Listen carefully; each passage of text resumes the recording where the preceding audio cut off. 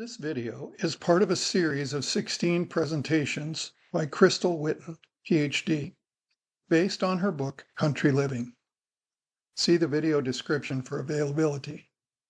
The free videos can be found as parts 361 to 376 at www.preparingforthetimeoftrouble.com. So different projects. So maybe you have asparagus beds, okay?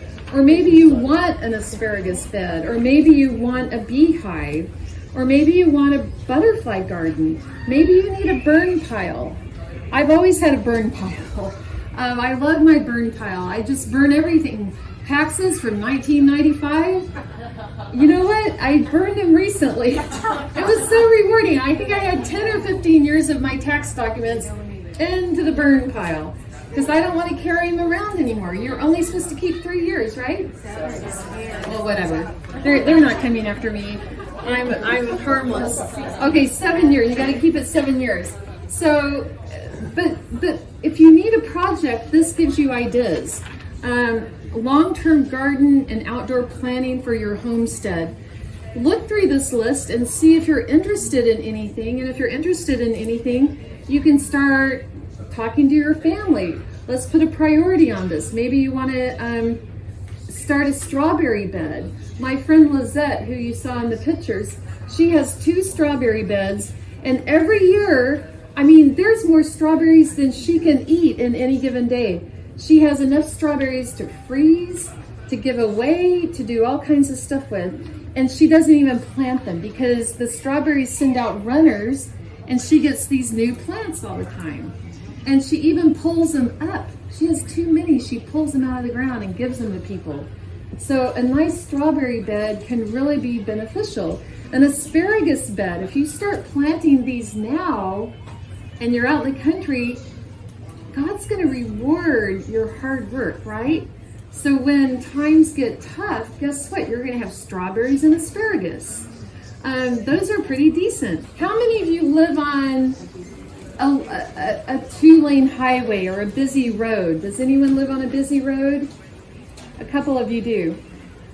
One way to take back your privacy is to plant a privacy hedgerow. And a hedgerow consists of a number of different plants. These are rapidly growing trees, vines, and bushes. And a hedgerow can be, you know, for example, if you have a certain type of tree that grows to be 15 feet wide, how far apart do you plant those trees? 30 feet, right? You plant them 30 feet apart because they're going to grow together. But in the meantime, before they grow to be 30 feet wide, you can plant other rapidly growing bushes and vines. And before you know it, within even a year or two, you're going to have a privacy hedgerow. No one's going to be able to see that there's a farm behind that hedgerow. And it can actually act as a barrier. People are not going to want to go through a hedgerow that has blackberries with thorns, right?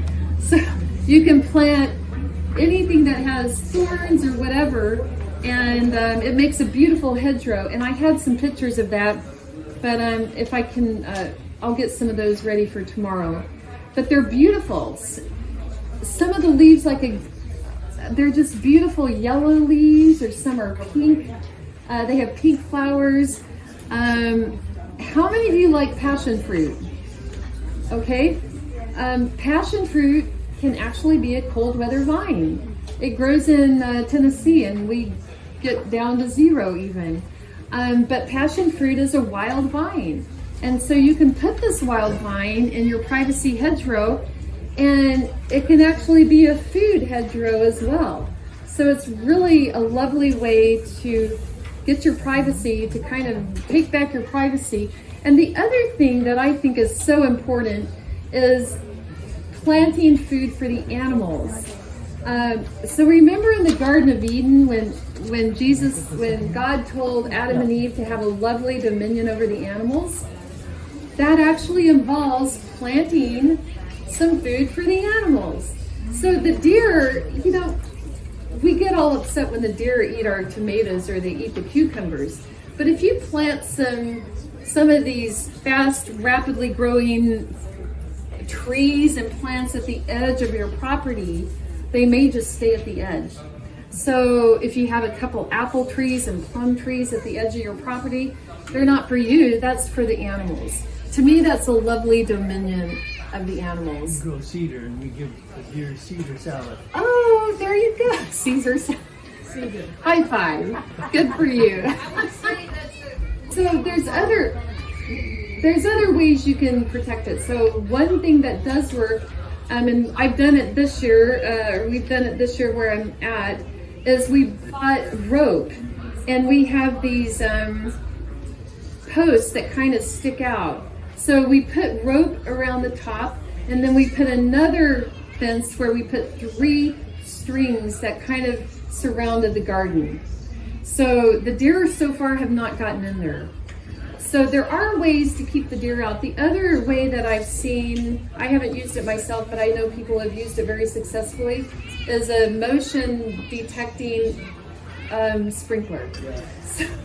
So when this sprinkler detects any motion, it comes on and it usually scares the deer away. There's a blood product that you can get from Switzerland. There's what? A blood product you can get from A Switzerland. blood product, And you okay. spray it. Like orchardists won't spray their whole orchard. They just They'll spray the only edge. get 1 or 2 along where the road is. Right. And as soon as the deer come in and smell it, they leave the rest. They alone. leave. Yeah, so there are ways to do it. I still believe in planting for deer and wildlife, but you plant it at the edge of your place. And I've done that. I always plant some things kind of at the edge and on the other side. You saw that 200-foot fenced in area. That was all fenced in garden area. But I always planted some things at the edge because I know the deer are there. There's lots of deer where I live, and I want them to have something too. And maybe that is naive.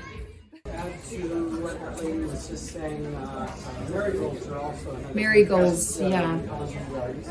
But originally was going to say regarding deer, I have just ropes around my Yeah. individual raised beds. Yep.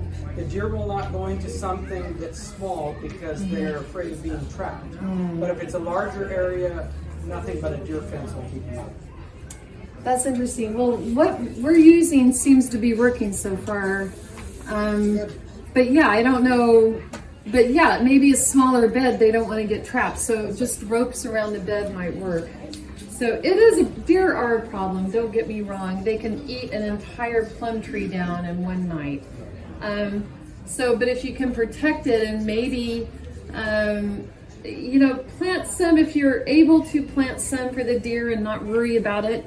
To me, that's just taking care of God's animals. So, and I guess that is naive. But anyway, that's how I do it. To be aware of new videos like this one, be sure to subscribe to the Preparing for the Time of Trouble channel. For more free videos and downloadable audio podcasts, as well as handouts, go to www.preparingforthetimeoftrouble.com. Topic categories include recordings of live seminar presentations, country living, sustainable gardening, homestead remedies, how to be self-sufficient when the grid goes down, wild edible and medicinal plants, hydrotherapy, and end-time Bible prophecies. To take advantage of these free resources, go to preparingforthetimeoftrouble.com.